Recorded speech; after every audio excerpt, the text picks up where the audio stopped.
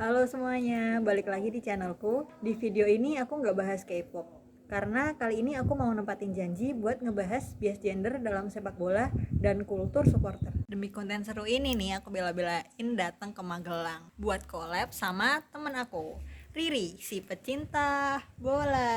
Hai. Maaf ya guys, kayak di rumah sendiri memang ini. Oke guys, jadi ini kita pindah tempat karena ini tadi tuh rame banget ya, terlalu banyak distraksi gitu. Akhirnya setelah pergi ke 5 balkondes, gokil ya, akhirnya kita nemu tempat yang sepi dan gak ada musiknya, gak ada orang karaoke, gak ada ibu-ibu PKK. Pokoknya ya udah, semoga kita bisa ngobrol sampai akhir ya di sini. Oke, langsung aja kita mulai ke topik pembicaraan yang mana akan membahas bias gender dalam sepak bola dan kultur supporter ya Di Indonesia. Jadi sebenarnya masih ada nggak sih Ri, bias gender dalam sepak bola itu?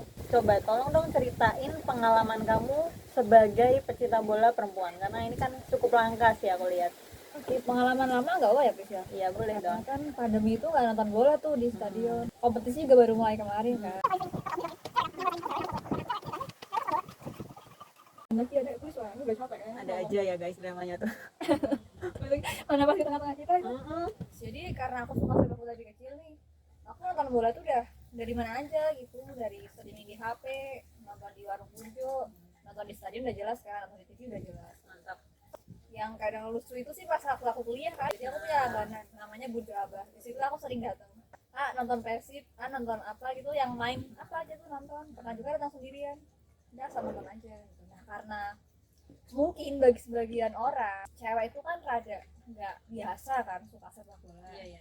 Jadi sering banget ditanya sama temen, sama kakak tingkat lah, sama tetangga, sama saudara, sih kamu cewek kok suka bola sih? Ya kan aku juga bingung dong sih jawabnya. Ya memangnya kenapa gitu. Ada juga temenku tuh cowok, dia nggak suka bola. Ya pernah juga ditanya, cowok kok nggak suka bola gitu. Ya itu yang paling sering terjadi gitu. Kalau yang lain-lain ya tetap ada sih kalau terjun lebih dalam lagi. Dulu aku pernah punya pengalaman jadi penulis bola, terus pernah magang di salah satu media komunitas, pernah terjun ke lapangan. Dan kalau liputan bola cewek itu kan nggak banyak ya, kami minoritas gitu. Bahkan mungkin di bukan jurnalisme sepak bola juga udah minoritas kan, apalagi di sepak bola tuh ya, jadi sering tuh kadang di tribun ada yang kayak neng neng mbak mbak atau apa manggil manggil dengan nomor HP-nya lah, ngasih pantun segala macam tuh udah pernah tis. Kadang tuh yang bikin rada grogi atau takut, lebih lebih takut, lebih sebenarnya kayak takut, lebih ngerasaan gak nyaman sih sebenarnya. Ya, jadi karena udah aku suka ya udahlah, orang aku juga menikmati sepak bola sama aku suka jurnalistik kan. Berarti ini ya sangat bertentangan sama kultur di fandom K-pop ya. Emang gimana tuh kalau di gitu?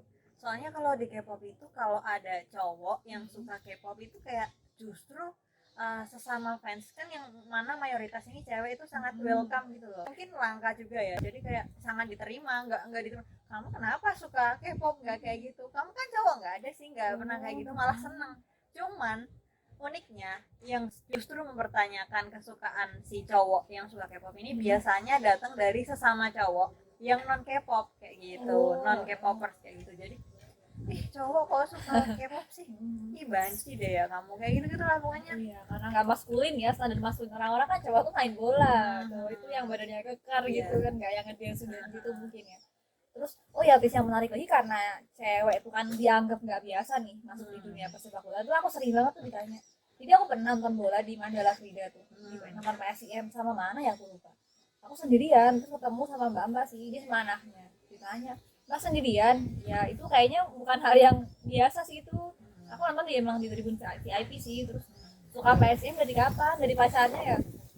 Dan itu tuh gak cuma satu orang yang menduga aku tuh suka bola gara-gara pacar. Padahal tuh enggak, suka bola ya karena emang dari diri sendiri gitu, dari kecil lah gitu.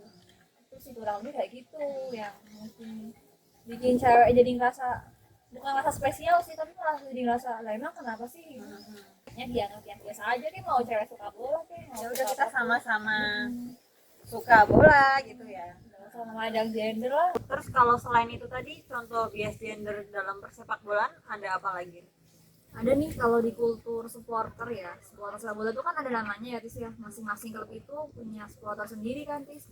Persib itu punya Boboto sama Viking, PSS Sleman tuh ada Brigata Kopassus sama Slemania, PSM Jogja ada Belajar Musli, macam-macam lah. Setiap klub itu pasti punya nama sekolah sendiri gitu.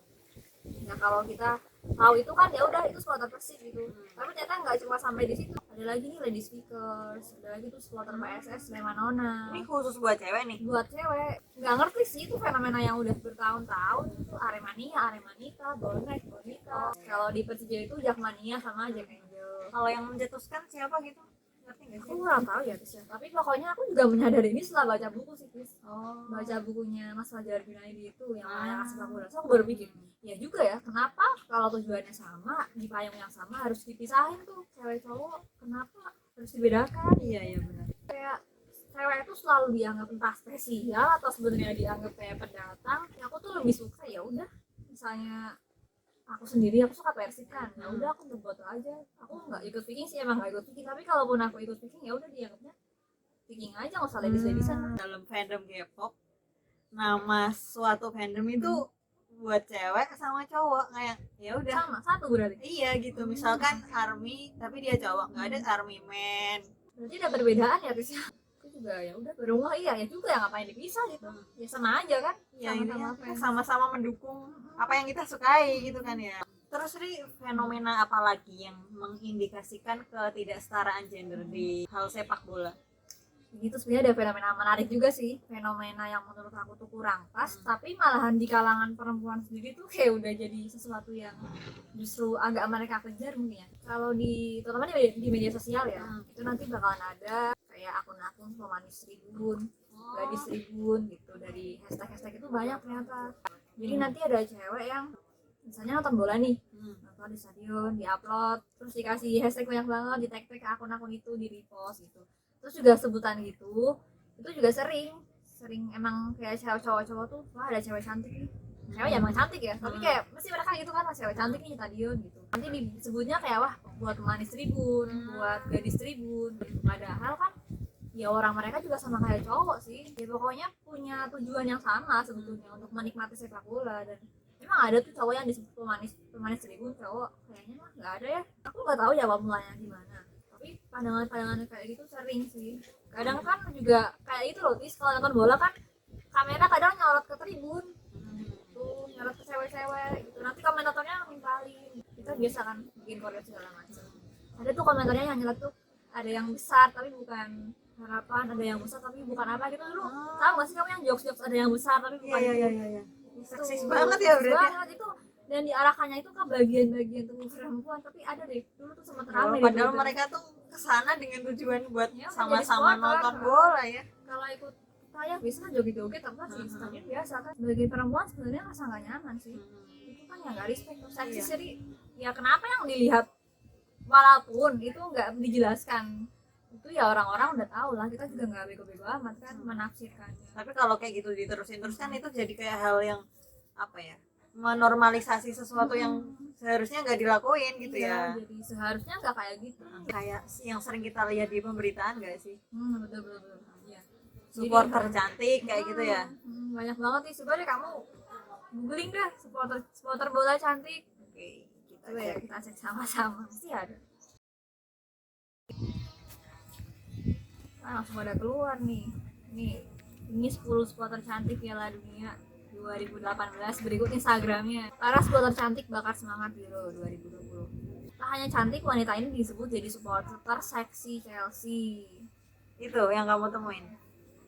Gak ada tuh sama sekali. Ada lagi nih, perempuan cantik ini jadi ketua supporter Pakuan City FC.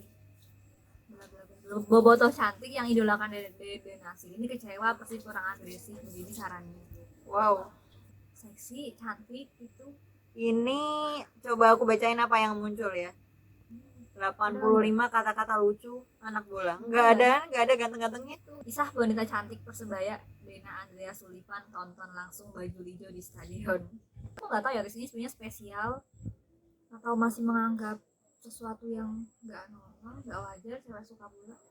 Tapi kalau aku sendiri sebagai orang yang emang di sepak bola, dari nonton, dari jadi pendukung, dari sisi media, pernah liputan gitu, sebenarnya ngerasa kurang pas sih. Kalau berita soal cantik seksi juga nggak cuma di sepak bola ya, tapi kalau di sepak bola tuh emang sering banget. Padahal kalau misalnya nih cewek nonton bola kan bisa dikulik yang lain gitu, terlepas dari kecantikannya, Iya. keseksiannya. Kenapa cewek itu dinilai itu selalu dari cantiknya gitu kan? Diobjektifikasi gitu, padahal bisa jadi dia nonton bola jadi supporter tuh ada sisi menariknya gitu yang bisa ditulis. Aku nggak ngerti sih, tapi itu udah yang bertahun-tahun dan kayak hal yang normal. Menurut kamu kenapa sih Ri alasannya ya fenomena ini bisa terjadi di sepak bola? Kalau menurut aku ya itu tadi Tis, kayak sepak bola itu masih dianggap sebagai cabang olahraga yang maskulin gitu. Jadi cowok nih mau dia seganteng apapun, seseksi apapun lah menurut standar itu, ya udah biasa aja, itu dunia cowok gitu loh, ya kan. Tapi kalau cewek nih, karena tadi disebut sebagai olahraga maskulin, kalau cewek itu kan identik dengan feminin ya. Jadi kan kayak pendatang nih, kayak perlu dispesialkan, diberi ruang sendiri gitu, kayak jadi istimewa lah istilahnya. Padahal sebetulnya nggak ada tuh olahraga yang maskulin, nggak ada tuh olahraga yang feminin, sama aja kan. Dan sekarang juga sepak bola perempuan tuh udah mulai bergeliat gitu. Udah ada Liga 1 Putri dulu, Persib loh yang menang. Wow, Sebelum pandemi ya. seneng banget kamu. Timnas perempuan tuh Indonesia kemarin juga lolos kan. Ya udah, semoga sih, harapan aku dengan adanya ini di Indonesia tuh mulai lah menemukan kesadaran orang-orang, biar ya udah kita sama aja, setara gitu. Cewek cowok tuh mau dia di sepak bola jadi pemain, mau jadi pengurus federasi, mau jadi manajer tim, mau jadi media officer atau apapun lah, jadi supporter sekalipun tuh terserah gitu. Jadi sepak bola itu terbuka buat semuanya gitu ya. So, kayaknya sepak bola kan udah diagung-agungkan nih sebagai sepak bola, sebagai olahraga nomor 1 di dunia, olahraga yang paling bisa menggerakkan massa. Iya kan, beda dong penonton sepak bola sama penonton voli tuh beda. Jelas basis masanya juga lebih gede kan ya. Kadang malah nggak jarang nih jadi tempat buat ditunggangi politik itu, kepentingan politik itu nggak jarang ya, karena kekuatannya itu. Iya benar. Maksudnya kan nggak seharusnya tuh jadi olahraga yang malahan banyak sekali tuh seksisme yang ada di situ, bias gender. Kalau menurut aku loh ya, kalau bola itu identik dengan hobi yang maskulin, kalau K-pop feminin kayak gitu. Dan yaitu ketika cuman bedanya cara namanya mayoritas fans menanggapi si minoritas. Kalau di sini kan kasusnya cowok yang minoritas kayak gitu. Jadi ya mungkin perbedaannya di situ sih. Jadi ketika ada cowok masuk fandom, ya udah mau dia ganteng mau dia jelek silahkan kayak gitu. Nggak ada tuh dicap-cap kayak gitu. Dispesialin tuh enggak ya, orang sama-sama suka. Ya udah gitu. Kita nonton konser bareng kayak gitu kan. Jadi malah kompak mungkin ya. Terus yang tadi soal nama juga ini kan nggak ada penandaan untuk laki-laki ini, untuk cewek ini. Bahkan cowok yang suka boy group nih itu kan kadang cowok kok suka cowok, nah kayak gitu tuh kayak lah emang kenapa kayak gitu. Tadi kan sempat kita obrolin juga nih Ri, kayak kita tuh kalau cewek ngeliat cewek cantik kayak seneng gitu kan. Maksudnya senengnya dalam artian cantik ya, maksudnya bukan yang mengobjektifikasi dia, tapi ya udah gitu kan, memuji kan, malah mamanya cantik, nggak iri, nggak yang apa gitu. Sedangkan kalau aku melihat kalau ada fanboy nih suka boy group, kayak wah dia bisa melihat cowok lain itu sebagai cowok ganteng kayak gitu loh. Dia mau mengakui kalau emang ada cowok yang ganteng. Iya sih, keren sih. Itu mungkin nggak semua orang gitu ya, tapi sering terjadi nggak sih yang fenomena di sekitar kita kayak gitu.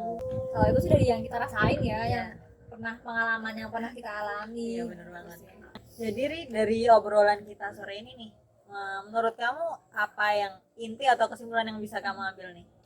Kalau menurut aku mah dari hobi apapun tuh sih ada konflik-konfliknya ya, ada pro kontranya gitu. Jadi mungkin gitu sih, yang perempuan-perempuan, teman-teman cewek itu yang nggak sadar diobjektifikasi ya, karena itu udah bertahun-tahun ya, udah jadi hal yang mengakar ya, udah jadi hal yang lazim. Padahal kan sebetulnya seidealnya gitu nggak kayak gitu menurut aku loh. Tapi ya memang dunia yang ideal nggak bisa ya kayaknya kita capai, cuman kan tetap punya pengharapan ya, kalau capai atau enggak itu kan nanti. Jadi ya kalau menurut kamu gimana sih? Aku juga bisa ngelihat apa ya, harapan sih di sana. Kayak sama halnya kalau kamu di bola, aku juga di K-pop kan juga bisa melihat hal itu kayak gitu. Dimana saat ini tuh orang-orang nggak ngelihat hobi K-pop itu sebagai hobi yang negatif, rendahan kayak gitu. Terus apa ya, gengsinya tuh di bawah bola kayak gitu. Karena sekarang juga banyak cowok yang juga udah mulai menerima kayak gitu sih. Jadi ya meskipun nggak bisa dipungkiri apapun hobinya ya pasti ada konflik di dalamnya, juga ada fenomena apalah kayak gitulah ya. Cuman ya sama lah, kita semua punya harapan buat kedepannya tuh apa ya, lebih baik dan bisa merangkul semuanya gitu kan ya. Jadi semua orang bisa menikmati hobinya tanpa ada omongan-omongan julitan-julitan, anggapan-anggapan miring atau apa kan, stigma gitulah. Iya ya benar Cewek banget. cowok suka apa K-pop, banci, nggak maskulin itu kan enggak kan? Ya selagi mereka happy dengan mereka apa pilihan mereka itu nggak masalah sih. Selagi nggak merugikan orang lain juga kan. Mungkin aku kira apa ya, angin segar untuk arah ke sana tuh kelihatan karena hari ini tuh kesadaran kita soal isu gender tuh nambah. Udah mulai ya, udah pada Kayak gitu. harapannya semoga udah nggak ada lagi nih yang cewek supporter cantik apa supporter cantik, bobotoh cantik, bobotoh seksi tuh jangan deh. Kan kita nonton bola buat jadi supporter, buat jadi penonton, buat menikmati permainan, bukan untuk dinikmati gitu loh. Iya benar banget. Gitu guys. Gimana obrolan sama Riri? Seru banget gak? Cuma gitu-gitu ya, ini mah cuma ini ya persepsi perspektif kita gitu ya sih ya. Ya mungkin orang punya pandangan yang berseberangannya silakan. Iya.